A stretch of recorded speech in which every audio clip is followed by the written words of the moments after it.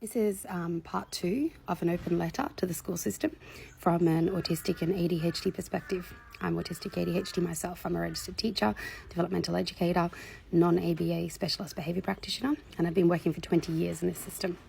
Separate to part 1 of what I explained in the first part of this open letter, the next point I want to make is the point of masking. Many teachers, many schools seem to think that if students are compliant, if they seem well behaved at school, then it means they like school. I've been involved in so many schools that are saying that parents who are stating their children don't like school, can't cope with school, can't manage school, they're saying they're lying. And they're inferring that these parents are making this up because these children are fine at school. There's something called camouflaging and masking that affects autistic people significantly. Essentially what it means is we adopt neurotypical norms to get by.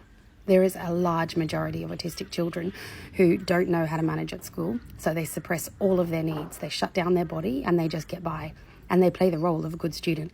And they may look like they're doing really well at school. They then get in the car and they have a meltdown with their parents, or they shut down, they totally withdraw. They internalize all this mental trauma. Masking and camouflaging results in significant mental illness, mental exhaustion, and autistic burnout. It's very serious. Why would a parent lie about their child not liking school? Where's the benefit in that? I don't understand why there's so many principals and schools are inferring that if the child's good here, then, what's going on with you, love? You're deluded. No, parents aren't going to just make that up. It would be very unlikely. Most of your children will be, if they're autistic and ADHD, they're going to present either as quite reward-driven and quite competitive, or quite shy, withdrawing, and not wanting to do things. That's because we're affected with things like rejection-sensitive dysphoria. That means we perceive everything as rejection. We can't take criticism. We won't want to try things because we're worried we'll fail it.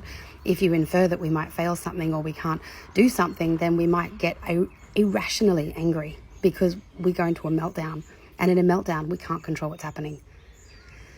The combination of rejection-sensitive dysphoria and pathological demand avoidance is brutal. And these are children who almost can't learn when they're at school because they're in such a dysregulated state. Their nervous system is so heightened that they're pretty much living in their lower brain, which means they're in a constant state of shutdown or meltdown. Just because what you see looks positive and compliant doesn't mean you've got a healthy child. Listen to the parents and find out what's happening at home.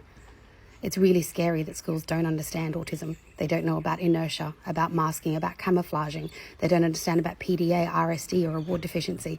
If these terms aren't familiar to you, then you don't know the tools of your trade for the primary autistic children in your classroom.